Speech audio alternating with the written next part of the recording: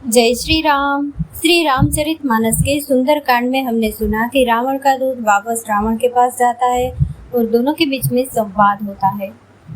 फिर रावण के दूत ने लक्ष्मण जी की पत्रिका निकालकर रावण को दी।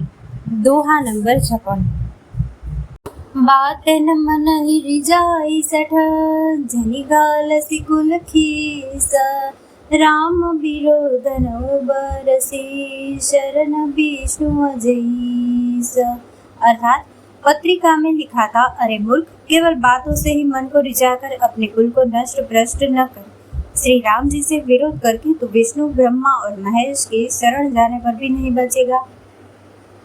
कीतजिमान अनुज इव, प्रभु पद पंकज भृंग, मोहि की राम सरानल, खल कुल सहित पतंग। या तो अभिमान छोड़कर अपने छोटे भाई विभीषण की भांति प्रभु के चरण कमलों का भ्रमर बन जा, अथवा रे दुष्ट, श्री राम जी के बाण रूपी अग्नि में परिवार सहित पतिंगा हो जा। सुनत सबहि मन मुख मुस्काई, कहत दसानन सबहि सुनाई, भूमि परा कर गहत आकाशा, लघु तापस कर बाग बिलासा। पत्रिका सुनते ही रावण मन में भयभीत हो गया, परंतु मुख से मुस्कुराता हुआ वह सबको सुनाकर कहने लगा, जैसे कोई पृथ्वी पर पड़ा हुआ हाथ से आकाश को पकड़ने की चेष्टा करता हो, वैसे ही यह छोटा तपस्वी वाग विलास करता है। कह सुखनाथ सत्य सब बानी, समुझहि छाड़ी प्रकृति अभिमानी, सुनहु बचन मम परिहरि क्रोधा, नाथ राम सन तजहु विरोधा। शुक ने कहा, हे नाथ, अभिमानी स्वभाव को छोड़कर सब बातों को सत्य समझिए, क्रोध छोड़कर मेरा वचन सुनिए। हे नाथ, श्री राम जी से वैर त्याग दीजिए।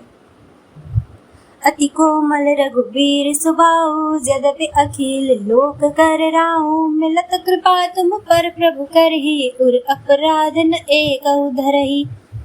यद्यपि श्री रघुवीर समस्त लोकों के स्वामी है, पर उनका स्वभाव अत्यंत ही कोमल है। मिलते ही प्रभु आप पर कृपा करेंगे और आपका एक भी अपराध वे हृदय में नहीं रखेंगे।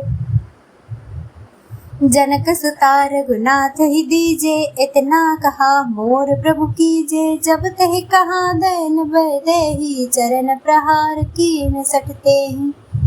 जानकी जी, श्री रघुनाथ जी को दे दीजिए। हे प्रभु, इतना कहना मेरा कीजिए। जब उस दूत ने जानकी जी को देने के लिए कहा, तब दुष्ट रावण ने उसको लात मारी। नाई चरण सिरु चला सतहा, कृपा सिंधु रघुनायक जहाँ, करि प्रणाम निज कथा सुनाई, राम कृपा अपनी गति पाई। वह भी विभीषण की भांति चरणों में सिर नवाकर वहीं चला जहाँ कृपा सागर श्री रघुनाथ जी थे। प्रणाम करके उसने अपनी कथा सुनाई और श्री राम जी की कृपा से अपनी गति पाई। ऋषि अगस्त्य की साप भवानी, राक्षस भय रहा मुनि ज्ञानी, बंदी राम पद बारहि बारा, मुनि निज आश्रम कहूँ पद धारा। शिव जी कहते हैं, हे भवानी, वह ज्ञानी मुनि था। अगस्त्य ऋषि के श्राप से राक्षस हो गया था। बार बार श्री राम जी के चरणों की वंदना करके वह मुनि अपने आश्रम को चला गया। विनय न मानत जल्दी जड़, गए 3 दिन बीती, बोले राम सकोप तब, भय बिनु होय न प्रीति। इधर 3 दिन बीत गए, किंतु जड़ समुद्र विनय नहीं मानता। तब श्री राम जी क्रोध सहित बोले, बिना भय के वृत्ति नहीं होती। लक्ष्मण बाण सरासन आनो, 100 बार दिव्यसिक कृशानो, 60 सन विनय कुटिल सन प्रीति, सहज कृपन सन सुंदर नीति। हे लक्ष्मण, धनुष बाण लाओ, मैं अग्नि बाण से समुद्र को सोख डालूं। मूर्ख से विनय, कुटिल के साथ प्रीति, स्वाभाविक ही कंजूस से सुंदर नीति।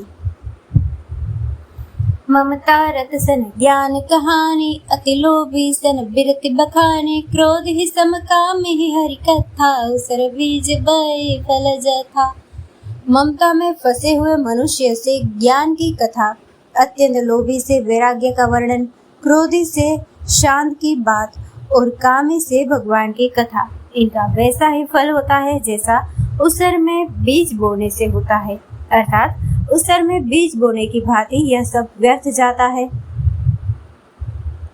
अस कही रघुपति चाप चढ़ावा, यह मत लक्ष्मण के मन भावा, संधाने प्रभु विसिख कराला, उठे दधी और अंतर ज्वाला।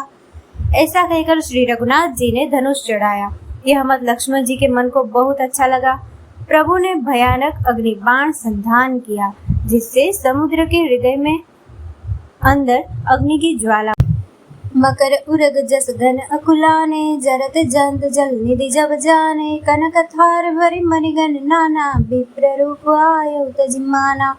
मगर, सांप तथा मछलियों के समूह व्याकुल हो गए। जब समुद्र ने जीवों को जलते जाना, तब सोने के थाल में अनेक मणियों को भरकर अभिमान छोड़कर वह ब्राह्मण के रूप में आया।